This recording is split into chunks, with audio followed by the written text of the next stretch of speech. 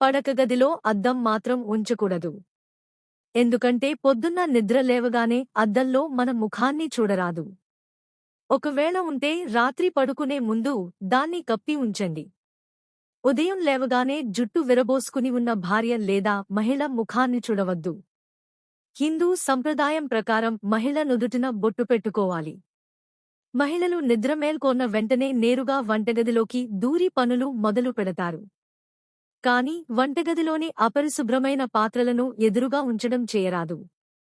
చాలామంది జంతువుల ఫోటోలను ఇంట్లోని గోడలకు వేలాదిస్తారు.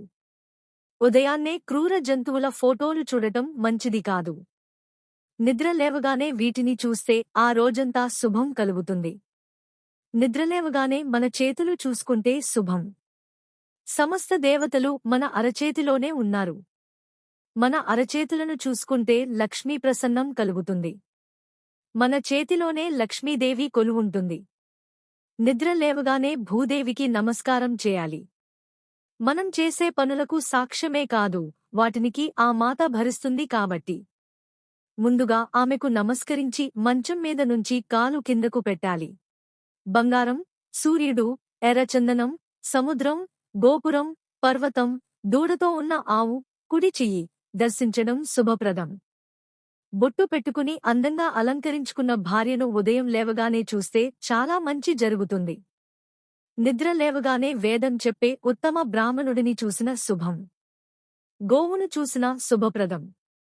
అగ్నిహోత్రాన్ని దర్శించడం శుభప్రదం. హోమాన్ని, యజ్ఞం లేదా హోమం చూసిన శుభప్రదం.